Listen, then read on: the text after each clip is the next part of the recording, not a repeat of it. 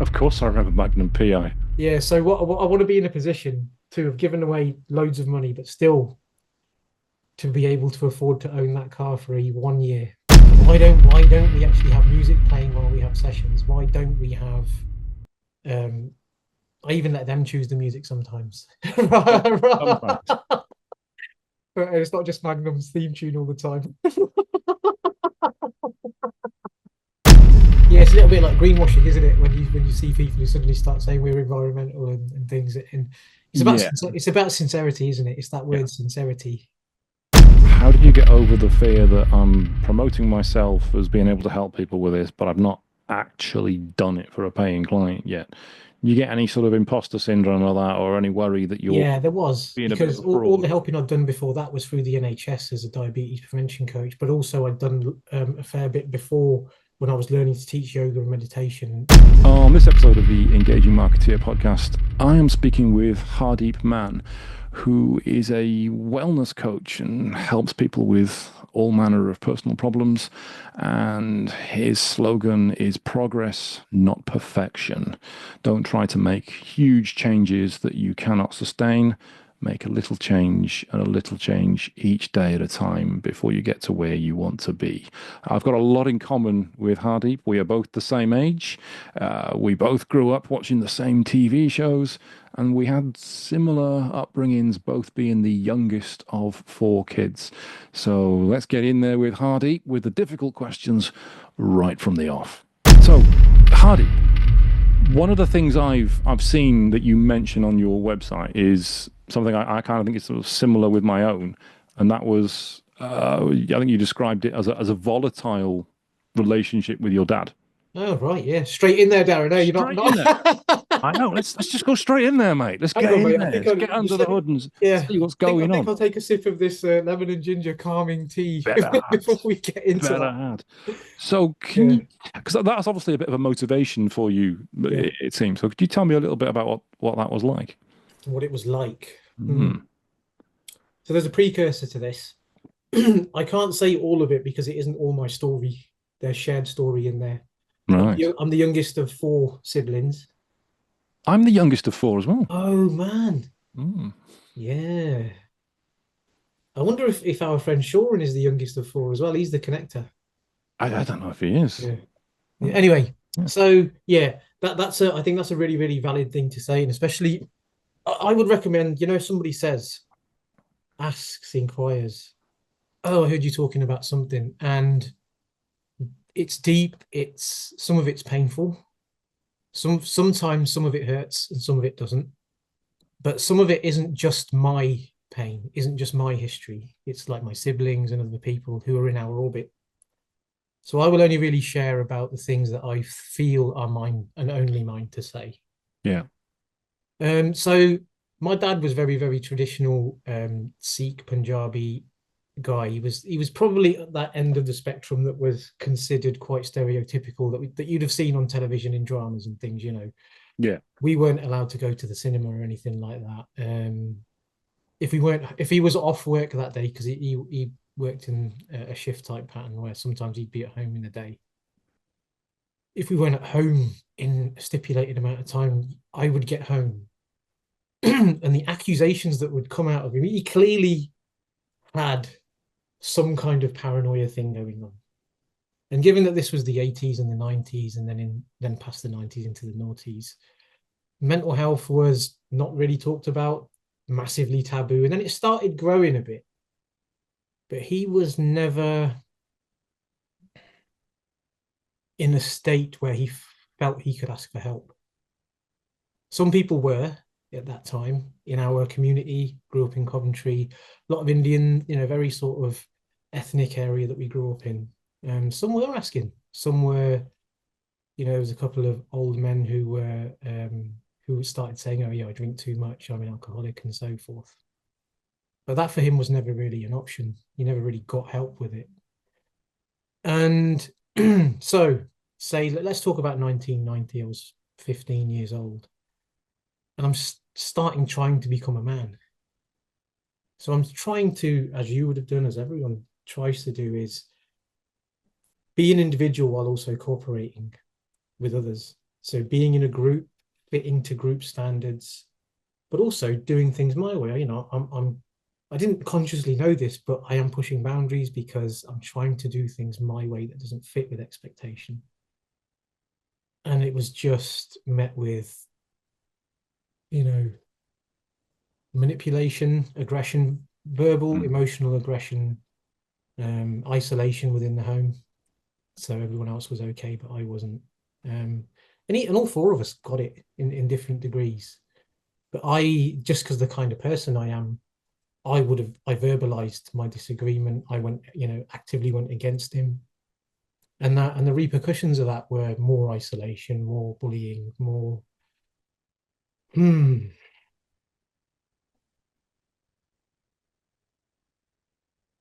made to feel like a different other inside a house, inside a home, unsafe. Didn't want to be at school because that was horrible. Didn't want to be at home because that was horrible. Um, Very rough time, really. And the fact that I was acting out in response to that did cause a lot of volatility. He threatened me with 2x4s and stuff like that. You should just run in when I was studying and just throw my books into the garden. And some of his language was it's quite sad, really. Some of the things he chose to say and some of the things that he'd say about me to cousins and relatives and people in the community that were just patently untrue. I mean, I can laugh about it now because looking back, I realize he was ill, but it took me, I'm 48 now, and it took me, I'd say, so I really left home at 18, 19, and I'd say it took 30 years for me to actually get around to understanding and compassion that you would have read on the site that I realized that I don't know what he went through coming to England in the 60s and 70s and all that, let's just say racism and Yeah. feeling very othered, you know, not being able to do what you wanted to do. And his background was horrible. He had a pretty sad upbringing himself. Doesn't excuse what he did, but I understand it. Yeah. Can I ask you in response then, Darren? Yeah. Thanks for listening, by the way. I could see you very actively there with me. Did any of that resonate with you? Did any of it connect? Yeah. Yeah. I mean, we're exactly the same age. I Mm, was 15 in 1990, and I had a very odd relationship with my dad because I think we were too similar. I was the youngest of four, but by a massive gap. So my brother was 14 years older than me, my sister 16 years older, and my eldest sister older again. So I was effectively an only child because I was the only kid in the house from probably about the age of 4 or 5, and never really saw my dad. He was a figure of fear mostly. mm, Um, he boxed in the Merchant Navy as well, so he was a big guy. He was mm, a big, strong guy, and we did not get on at all. I was nothing like what he wanted from somebody, I think. Even though we were very similar, I wasn't the serious person. I wasn't going to go out and get a part-time job as doing a newspaper or doing some sort of graft. As it turned out, I had scoliosis, so my spine was twisted, which explained why I didn't feel comfortable doing any sort of physical stuff. I didn't know at the time, but that was the reason why. So yeah, that does sound familiar. We did make up at the end, though. mm, We did have that. So, and he did. I seem to recall he actually said he was proud of me once, right at the very end. But I never got that at all throughout my life. He never said anything nice about anything I'd done or anything he was proud of doing. Even when I rocked up on the driveway driving an Aston Martin, that was just the bloody hell are you wasting your money on that crap for? mm. It's just the way it was. That resonates with me, what you said at the end, Mm. because I didn't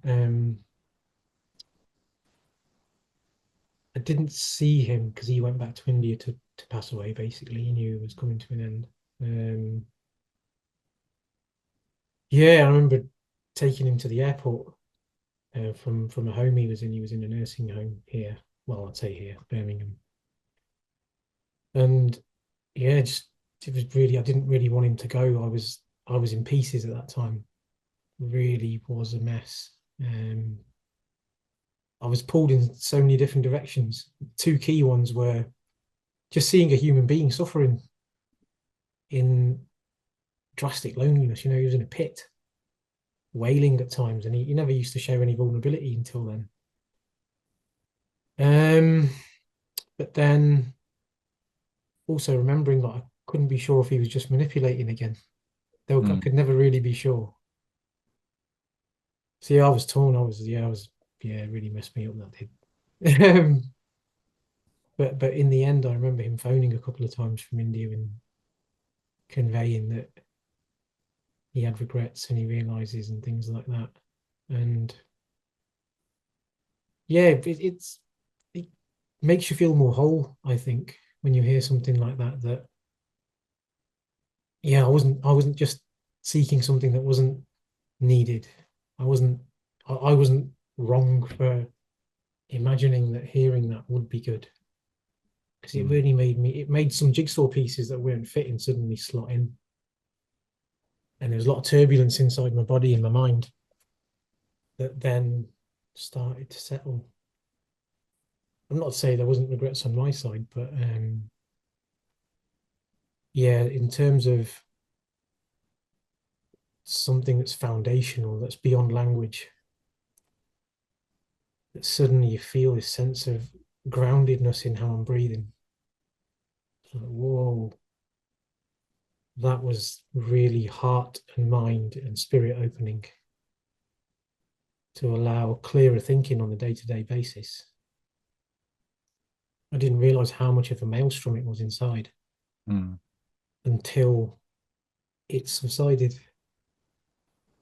It was really powerful, really powerful. I'm glad you got that, mate. Mm. And one thing it's done for me is it's made me very aware of how I am towards my own kids, Mm. and to not do pretty much most of the things that he did. Have you had anything similar yourself in terms of your how it shaped your behaviors? So immediately went into that thing as soon as you said kids, I started preparing an answer. So I'm going to let that go. So because of that, with my dad and me and how I was thinking, I didn't want to repeat what he did. Mm. And so I didn't have kids. I don't have my own biological kids. Um, and that was a tricky thing. So when he was passing away and he was physically and mentally weak and showing all that vulnerability, I was actually in my 30s, 40s, I'd say actually. And coming into an acceptance phase that wasn't going to happen for me, because I'd done a lot of healing and I thought, oh God, yeah, maybe I can have kids actually. All these notions in my mind that I shouldn't have kids because I'll end up like he was and they'll end up like me, they were all just from fractured growth. So I was in this phase of through yoga and meditation and practices of that ilk, finding more harmony with it. But it's still a journey. It's still like two steps forward, one back sometimes. And then suddenly I was in a space of having to be the one who was sharing time and space, taking days off work, going to Birmingham, looking after him. And that I was thinking, and that was a key thing actually at the time that blocked me opening more to him, Mm. because he was the vector of that loss, if you like, the grief of not having kids of my own. I'm fine with it now. Um, yeah, it was hard, because finally coming around in my 30s, realizing that I do want things in life, and that was one of them. And then suddenly the very monster that you know was what was blocking me from crossing that bridge has now come up saying, "Come and feel sorry for me." It was yeah, so imagine two whirlwinds just clashing like that. This Mm. one full of joy and healing and positivity, and this one full of memory and shadow. And they were just fighting each other all the time. And I'm really glad I stopped drinking. Let's just say that much, because I think if I'd carried on, I might have gone a really different way. So how much was the drinking affecting you? I was never, hiding bottles kind of guy, but it was. blocking my healing, you know, having time without alcohol dampened thought.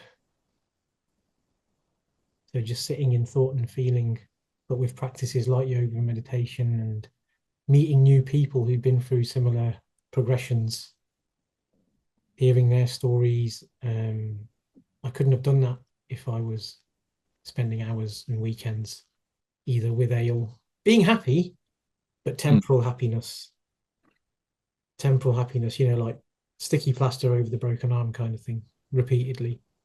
So it wasn't a self-destructive, miserable delve into a bottle kind of. It was euphoria, it was distractive, it was, Mm. but obviously getting into my 30s and 40s, people who did have kids, they were like, didn't have as much time to do it. So then it was becoming more and more with new people, but then I don't have the legacy, and then these new people are going, "Why is this guy talking about his childhood for? What's wrong with him? Just calm down." Right? Because they were in their 20s and 30s, and that was when I that side of and that actually is what propelled me to actually realize that nah, this isn't the same as it used to be. It's not camaraderie anymore. I'm just actually filling time with temporary euphoria, then going back to work on Monday and getting less and less happy there Mm. because I haven't addressed all this other stuff. Yeah, manifold. And do you come across a lot of people that are in similar situations to that with their relationship with alcohol? Yeah, I'd say so. I think there's people are who present as good with it. I think there's people who are good with it. And then coming back on the other side, there's people who've got some pretty sad kind of dynamics going on. Thursday, Friday, Saturday, they're in their 50s and they're still quite reliant on it. Not many, but it happens, right? And there's no judgment because I don't know where people have been. Mm. I don't know what's going on with them now. Um, that's just take people as they come. You have to because you don't know. Like a lighter example would be somebody called Andrew perceives they've been cut up at a junction in traffic, but don't know what that other person's thinking or doing. They might have just had some really awful news, and their rush to get home actually is, on the if you want to compare it with value and have an ethic about it, they should be there first. Don't know, do we? Mm. Never really know. Yeah, you never know what somebody else is going through. No. Even if they tell you what they're going through, you don't know what they're concealing, Mm. even from themselves. Mm. And in terms of what you do now to help others, you specify it's important not to try and be perfect. Mm. Where did that philosophy come from? Um, so to connect it with how I was with my dad, my rebellious nature is when I see, I think it's quite sad, body image and things like that. Look at Insta and it's not all like that, but so much of the really popular stuff is about six packs. It's Mm. about certain body shapes and so much visual and literal pressure. And then they weave music into it to make it even more alluring and addictive. And they gamify it. And I'm actually looking at a poster here because this is my partner's son's room actually that I'm in. And there's a picture of Thanos from, Hmm. and there's huge muscles and Yeah. they're icons for storytelling. They're directions. They're not real goals. They are for some people, but no. I mean, I've been doing NHS diabetes prevention coaching for a couple of years now, and seen thousands of people, and the impact that media has, and the knock on, the waterfall effect of their sister's got the same pressure, they've had the same pressure, different pressures growing up, and it's just so layered. It's like it's a literal slag heap of micro stories and micro aggressive promotional material that's just this huge backlog Mm. in this library of your mind that's constantly being added to. You know, if we're battling that on a daily. And you doing what you do, you understand the power of words and the power of visual dynamic imagery. Really, really powerful. And if people are going around saying, "Oh, come and do this, it will get you this," is it sustainable? Because I work with people in body as well as mind. So and I know that if somebody suddenly loses, I don't know, say if they were looking to drop a dress size or a belt size, and it happens really quick. It's happened really quick because they've done a very quick change of a high magnitude. But the internal body systems, they have a homeostasis that's taken. Say if Andrew's 50 years old, his homeostasis at the moment has taken 50 years to get there.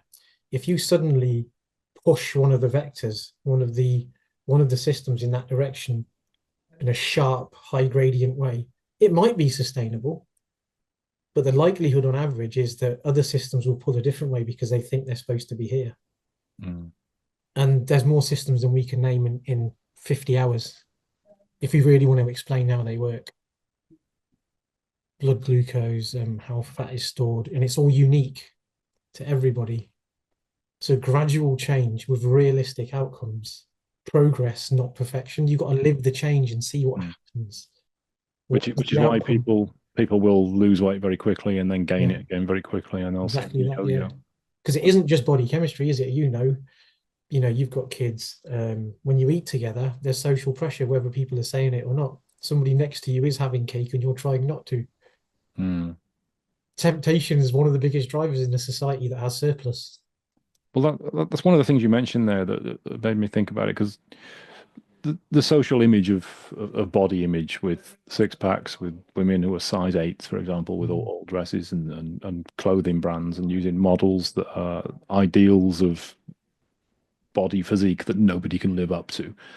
I think several years ago it started to improve, where you would start to see more realistic body shapes come in, and you would see what they call plus size women, which aren't plus size at all. It's what they're branded officially as plus size women. And it was starting to get a little bit better that you weren't seeing unrealistic images. mhm, But I worry now that's kind of gone the other way, and that mainstream media has picked up, and people like Piers Morgan and Donald Trump mm, are kicking in on it, and everything's being branded woke. So whenever somebody is seen as not the ideal image, it's woke. If a model mhm. is over a size eight, she's woke, and the brand Yeah. is woke for doing it. Well, what's your thought on that? It's become almost taken the piss out of when a brand tries to produce a real image which is useful for people growing up and not trying to Mhm. make them conform to something which nobody really is. Yeah, it's a little bit like greenwashing, isn't it? When you see people who suddenly start saying we're environmental and things, and Yeah, it's about sincerity, isn't it? It's that yeah, word sincerity. yeah. And how do you know? Nobody knows. Let's be realistic then. Somebody launches a media marketing campaign for a cosmetic company. Yeah, they're launching a new blusher. I don't know anything about blusher. I don't know why I picked that. I should have picked beard wax, but here I am. Let's commit. Now, at the very inception of that, there's going to be people who are interested in inclusivity. There's going to be people who have interest in environmental. So, is it being produced in a good way? Um, there's going to be people who are really interested in the bottom line. Is this marketing campaign going to work? And there's going to be a whole host of gates through that project before that marketing campaign for this new product gets out. But what do we see? We see like a video, 30 seconds, and people are making their minds up within the first 3 seconds or so. Is that right? For whether they're going to stick with the video or not. I know it's something like that. Depending on the platform, Right. if you're on mobile, it's 1.7 Oh, seconds is it? before you Whoa. scroll on. Whoa. Yeah, if it's on a desktop, it's 2.7 seconds. Yeah. So sincerity can't be judged in that. It's not when we finally receive the media, when I finally receive some media, I'm not in a position to judge the sincerity of anything. Not truly, because in that campaign there were like 40 different people contributed to it. And if I was the person who really, really, really cared about body shape inclusivity, who really cared about how eco it truly is to manufacture that product, or were they using eco server farms to do the graphics, I really cared. But now my company, whichever one it might be, is being branded as greenwashing or woke or and it's not end to end, is it? We don't actually understand the sincerity of a message. You can have a judgment, you certainly can, and some things are more obvious than others. And some people are complicit in the manipulation. That could be the person whose body shape is being used as a vehicle for an ulterior motive, and they're complicit in it as well. Who am I to judge? My actual take on it is, how well can somebody realistically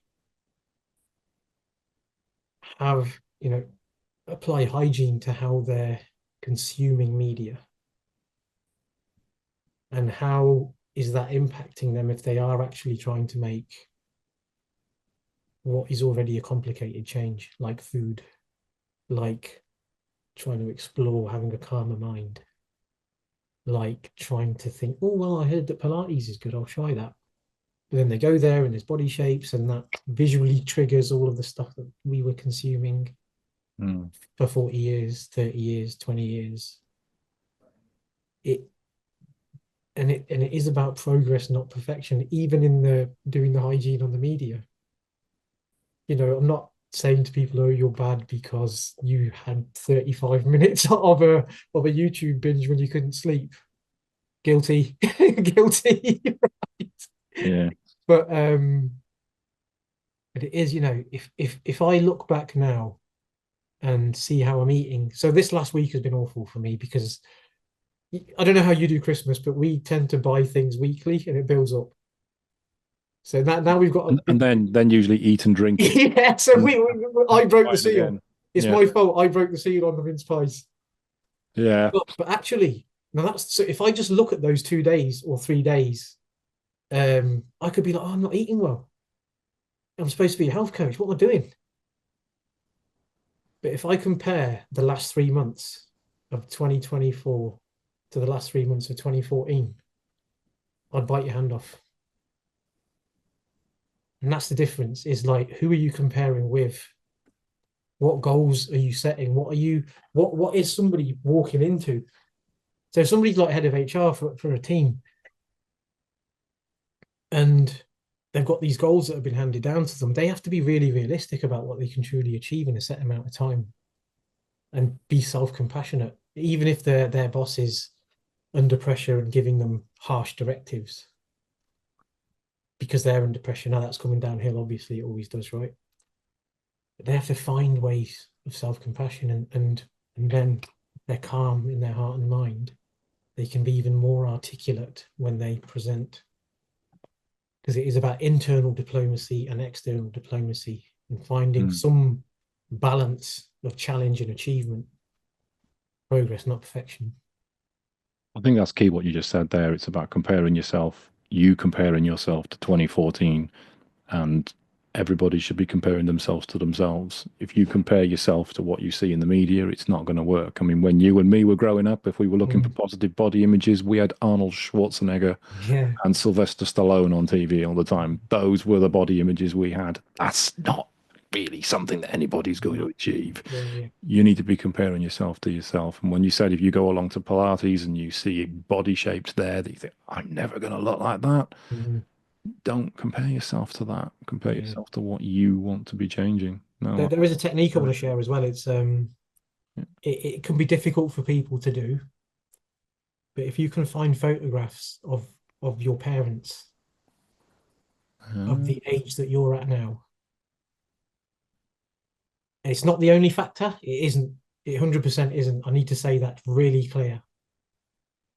But that's one element of understanding what's got you where you are, because there's other factors that can lead to having a different physiology when you're born. Like your birth mother could have been going through like a a low food intake, and that can impact the baby's physiology. It can. There are other factors, but if somebody's only goal setting is from something, I don't want to pick on a particular celebrity, but let's just say somebody who grew up in Cape Town is using the image of somebody who grew up in um, South Korea or something, Mm. because they want to do breakdancing and that's really big, and oh, I've got to look like that. Yeah, great, great, great. It's a good goal to have, but then, yeah, fine. That'll be amazing. Realistically, what are you calibrating towards though? It's good to have icons, it is, but physiological change isn't just like pray and it will happen. The reality is my physical body is in linear time and space. Spiritually, I'm infinite, but my physical body is in linear time and space. And the reality is, do a change, see the outcome, and then do another change. Calibrate from self. Mm. So what kind of people are you helping, and how do they come to you? Um, so we on to the marketing bit now, right? Well, thought we might touch on it, you know. Yeah, yeah, sure. So We'll get off all this spiritual stuff and see if we can touch on the notion of what we're meant to be here for. Yeah. yeah, so I only formalized my business in April, um, and started trying to do marketing in May. So I was on LinkedIn sending messages. So you're Well, using actually, just posting. I wasn't even sending oh, messages. so it's just posting. It wasn't direct messages. It wasn't No, outreach. no. I don't know how many times I've said this to people. I'm not a big fan of apps and forms. I've never liked filling in forms. I don't like using apps. Hmm. And I find it finicky, and even on a browser on a computer, I find it a bit. After about 20 minutes of sorting out a video so it's the right size and dimension, and then getting the captions on, you just think, okay, done. But I was getting some good feedback in terms of that initial bit where people say, "Oh, this is really interesting. It's really," and I was told this is going to happen. People will say it's nice, but it's not. It's not a business nice. It's more of a they're your friend or they used to work with you, and they say, "Oh, this looks really interesting," and then you don't see them. That's what happened. And but I just persisted with posting. I went in and out of being casual posting, just posting funny stuff. Well, I thought it was funny, and then sometimes being a bit more formal. Um, and then I did a couple of modules of BIPC training and things like that, getting a bit more sophisticated with it, a bit more targeted. Hmm. But I still wasn't getting any traction really. A couple of times I had some meetings. I thought, well, when was that then? Probably June and July, where people were inquiring, and I had no sales training, so I drove them off good and hard. Right. You saw them off, no problem. Yeah. They were intruders at the gate. Right. But then I actually thought about, like most people do, is, oh, should I just go back and do employee work because this isn't for me? Oh, so you considered quitting? Yeah, definitely. I just and it wouldn't be a hard quit, it would have just been a stop doing it. Start looking for So a job. It get wouldn't. get back in your comfort zone, sort of thing. Yeah, exactly. Hmm. And then, as per usual, my partner Kerry, she's got all the best answers for me. It just takes me a few months to listen. Hmm. Right. She said, "Look, what are you just sitting in front of a computer for? You left IT because you don't like sitting behind a computer like all the time." And I was going, "Well, that was one factor." He goes, "Look, why don't you just do in person?" And I was like, "Well, I've got nothing. What am I going to go there with? I haven't got any clients. I haven't done this. I haven't done that. Not really. A few little bits here and there, but nothing to speak Hmm. of." And then I just did in person, and it just really has taken off. It's been really amazing, actually. So we talking in person? Do you mean networking? Networking events, and I held my first stand at a business fair about 3.5 weeks ago. Um, Is that Halton Business Fair? yeah, it was. Yeah, yeah, really. Yeah, it was really good. Um, The nice thing is just to take my business hat off. I don't even know if it was on. Um, it's just great being around people who have that same mix Mm, of hope, skill. Well, their own version of it, but there's hope, there's skill, there's passion, there's fear, there's commitment. Well, commitment underpins all of it. Um, just really good being around people like that. And I want to skip back to the first one that I did. Did an event in Liverpool. Should I mention someone? His name's Dave Ridley. He's a really nice guy. yeah. I met Dave Ridley. I don't know if you know him. He's in Liverpool and he's just so sound. We just made one little joke about a TV show from the 80s and we just hit it off. You could just standing around having a cup of tea, aren't you? And we just chatted and then and that was it. And he's been so helpful because he's been running his own thing for I mean, I don't want to say how many years. It's over 10, probably longer than that. It's just been just great. The people I've met have been really supportive, even people who are in competition, so to Mm, speak. You're not really because there's so much work out there. That's what I've realized. There is so much work out there that it is about whether people like my approach or not. It's not about anything more than that, my skill and who I am as a person. And yeah, but anyway, in person has been so good and it's taken the pressure off me feeling like my posting is wrong, knowing that I'm not doing messaging right. And I don't have, I've got a strategy laid out and I know how to use Chat GPT. I know how to write my own stuff really, really. I think it's good. And people tell me it's really good when I write my own stuff. But I just think for me in person is the main thing for me. mm. I'm doing it. Well, this is going out in March, isn't it? But I'll just say now I've got a couple of talks lined up. I was even on live radio. Um, that was through a guy called Joel Jellin. I think you might know him. Oh, yeah. Yeah, Yeah, John. yeah, He's been on yeah. the podcast. Oh yeah, mate. He's made my life just easier. Just knowing, just through a few phrases that he said. He's just I can't even remember what they are. Every time I see him, I go to hug him, and I think he's like, "Get off me." But yeah, it's been really good. And the fact that got I always respect confidentiality, so I'm not going to say too much about the work that I've secured. But yeah, really good. Mm. Um, yeah, actually, there was another fair that I did. It was a wellness fair in Widnes, which is where I live, and um, the mayor was there, Mayor of Halton, the mayoress who arranged this event, and I didn't really have a plan of what I was going to do there. It was about 6 hours, so I just had my flip chart and I just wrote some mini appointments for people to come down and sit down, have a meditation, or talk to me about a change you want to make, and let's see if we can do it in 20 minutes. That's what I said. And there were 7 slots, and 6 people came. One of them was the mayor, Wow. and again, it was just so good to see that kind of in-person feedback from people. Because while I was on LinkedIn, I was kind of typing into the dark. I was getting nice messages back and even some business inquiries and so forth. But to me, it's not warm to me. I don't warm to it. Whereas in person, I'm getting that immediate feedback, smiles. And you can tell when it's a friendly or when it's an inquisitive. Um, and yeah, that's for marketing for me. I am going to use digital definitely, but it's a parallel supporting tool, Mm.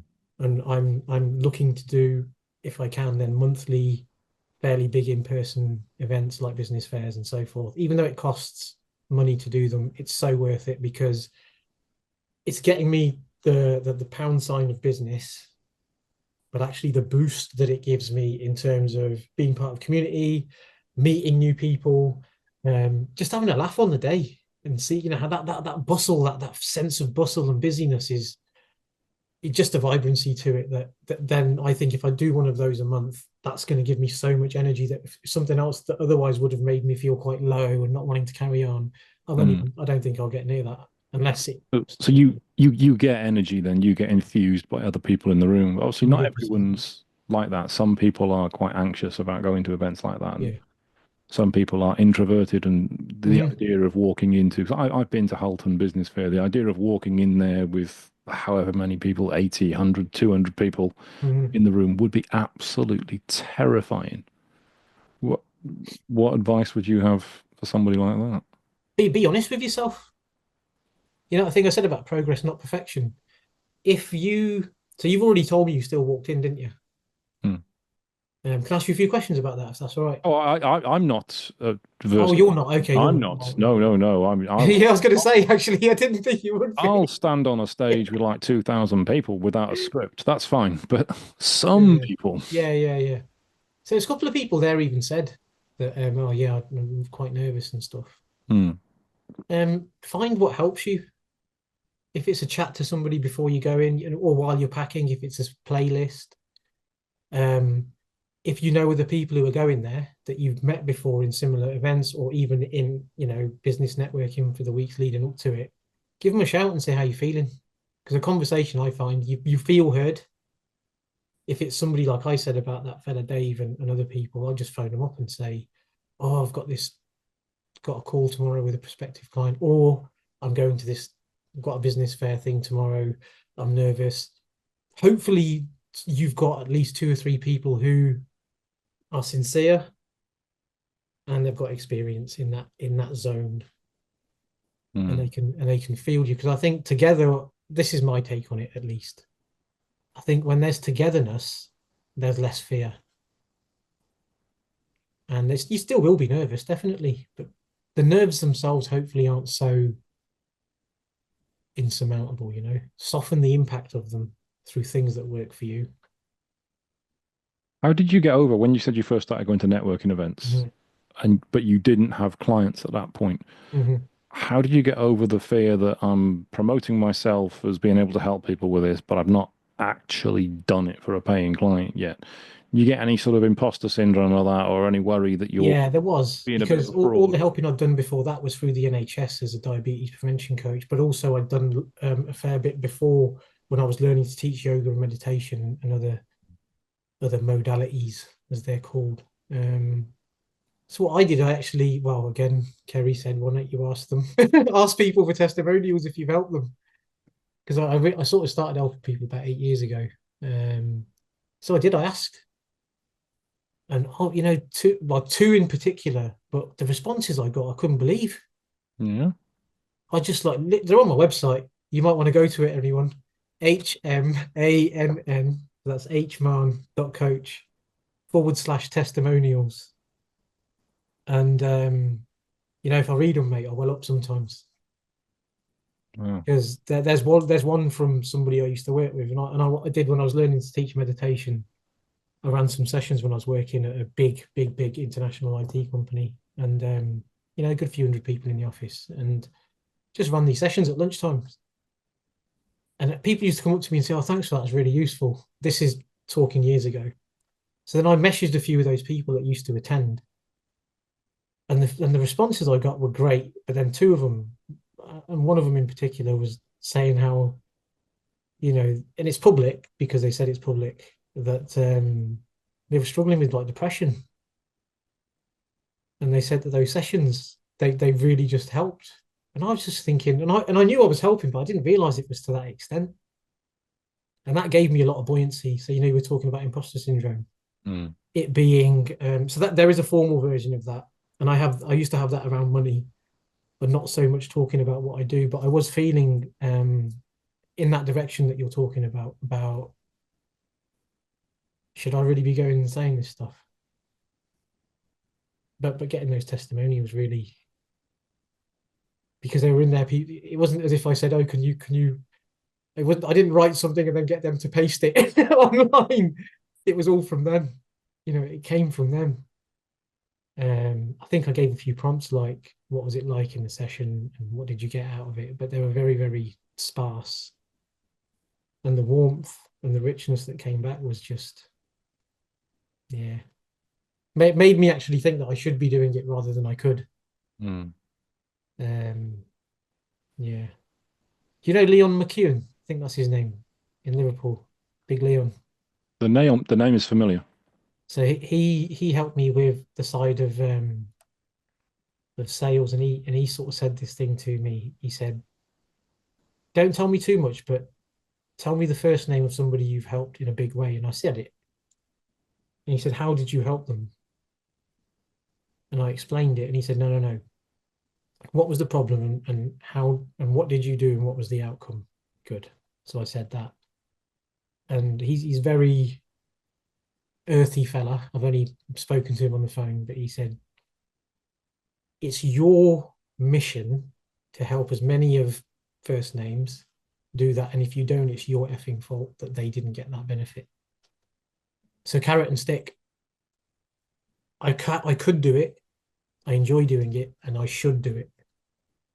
Because otherwise, people who could otherwise be helped aren't getting help that they need.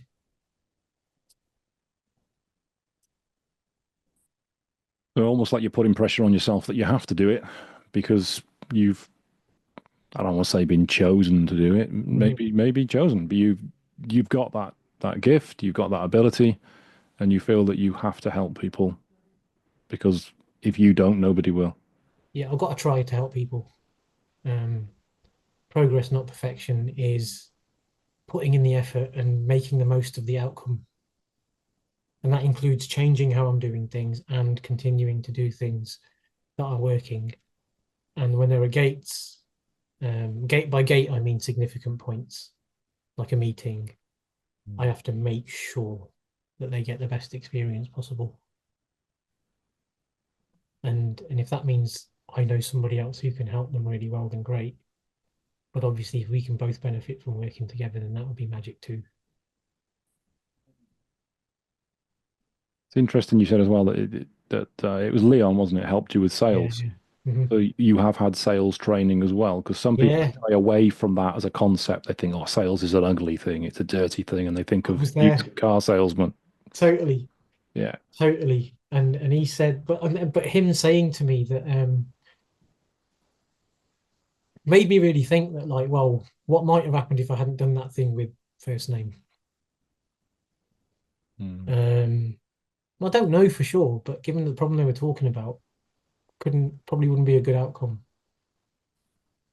So maybe there is something to this, and that made me feel less like somebody who's like Del Boy, not just like snake oil. Yeah, come on, buy this, love. Um, it did make me think actually, because I'd already had interaction, like messaging and what have you about with the potential client, um, and it really sounded up my street, and it made me ask the question, yeah, God, what could happen actually?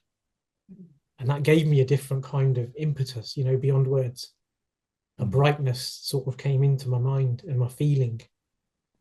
And then I started actually going about my preparation completely differently, and actually had subheadings on a sheet of paper like, what can I get out of this? What can they get out of it?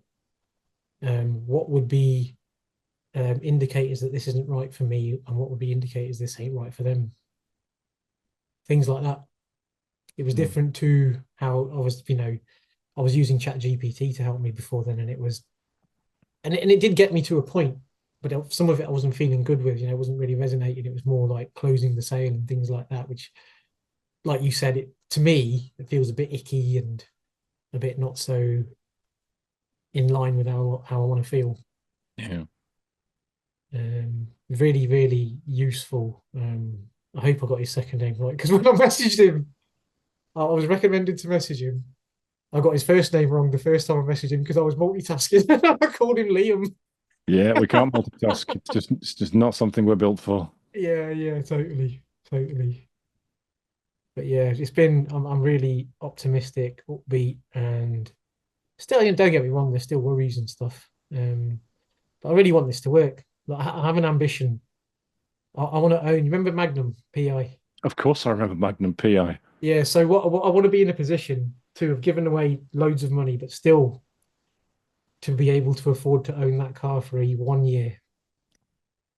Now it costs 110 grand, but but they hold their value. Mm. So I can own it for a year and not lose money. So it's not so much. I'm just going to splash out 110 grand. It's not that. But if I could have that much to do it for a year, because I would put a stereo in there and I'd play that theme music 24/7. You're Whenever just I'm going to driving it around, I would just in the winter and have the roof down. playing the Magnum PI Yeah. music. But that's like an outlandish kind of goal for me. But it's something that's You're going to light. drive us around Widnes. But yeah, that's it. Okay. Yeah, in the shopping park. I go to Audi in it.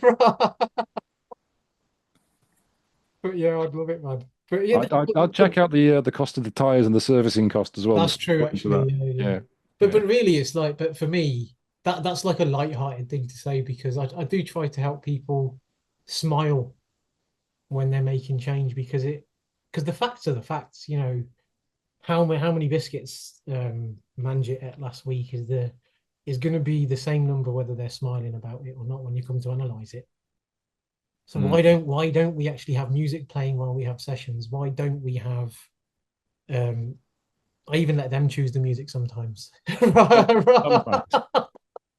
But it's not just Magnum's theme tune all the time. But yeah, honestly, sometimes it takes a little while to get there, but realizing that seriousness is good, sincerity is good, and being light about certain aspects, and how do we cultivate that through movement or meditation or a new hobby?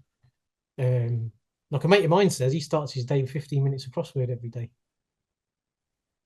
Just says it takes him out of worry. Mm. Who's to say what will work for who unless we explore? And helps keep the mind sharp as well, I Yeah, imagine. yeah, yeah. He's already a sharp guy. They don't want him getting any sharper. Keeps me No, on no, my no. toes. Yeah. Tell him to watch a bit of Hollyoaks instead. Tell him Yeah, to he used to do that actually. That's I can't believe you just said that. He said that was one of his guilty pleasures. If he was hungover, he'd wake up and he'd just stick Hollyoaks on him like that. I can't believe you just said that. That's just totally like really Twilight Zone. I can imagine, yeah. Yeah, that is definitely something that you can sit there without concentrating on. Yeah, totally. Mm. Yeah. He And of if course, he, if he listens if to one this, of he's our gonna know what I'm editors, Nick, talking about edits him. this, Nick is a massive Hollyoaks fan if Nick edits this, so I apologize, Nick, in advance. No judgments, Nick. Progress, not perfection. Yeah, Some of us are slower learners than others, eh? yeah, Nick. Oh, I'm always getting in the doghouse one way or another. That's just my, Yeah. and I'm If it happy. is him, he's going to stitch us up in the edit, that's for sure. Yeah, yeah, big time. You'll probably change that badge to be something of a bluer nature. Just to. Oh, he could do that as well. Sorry, Nick, I didn't mean it. I don't No, even. no, all is forgiven. All is forgiven. So, Hardeep, if someone's listening to this thinking, I love what this guy is saying, I'd love to learn Mhm. more, what's the best way for somebody to get in contact with you? Um, yeah, so my website's got I hope a straightforward inquiry form on it, and the URL is H for hotel, M for Mike, A, and then NN. That's November twice. So hman.coach. And the homepage has got that inquiry form. My phone number's on there as well. If you want to chat about anything. There's also a link to a booking for a Google Meet call, which usually takes half an hour, but sometimes 45 minutes. That first call is free. Yeah, video call's not for you, phone call's fine. And there's three ways I work. I do work one-to-one. And I do also like delivering courses for local business. So Liverpool City region, Cheshire, Halton, even some parts of Manchester area. Right.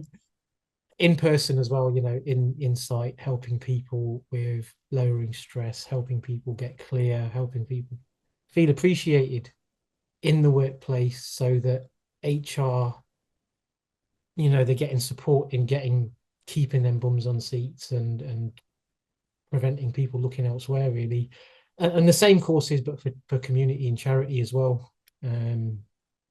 If you're a local charity organization, you're interested in mind work, easing the mind, lowering stress, opening up to freedom beyond thought, but also programs about healthier eating as well and simple activity, then It's my passion. It's what I love doing. I am also like the chair of the Widnes Men's Shed. I've just taken over that chairship over December. Well, obviously we're talking in December. Yeah, I love working with the men there. Great bunch of guys. Okay. Thank you, Hardeep. I will put links that you've mentioned below the podcast in the video description. And for those on iTunes and Spotify Audible, they will be put below in the description for that as well. It's been a pleasure speaking to you. I'm really grateful to Shaw and Ghosh for introducing us. Good guy. We have Nice so guy. much in common, not just the fact that we grew up at the same time and we both Yeah. like Magnum. Yeah. Yeah, we're both going to get stitched up We're both going to get stitched up in in the the edit edit. if Nick is editing this. So, Yeah. Hardeep, Cheers, thank you mate. for being a guest on the podcast. Cheers, Darren. I appreciate it. Thank you, Sean, and thanks, Darren.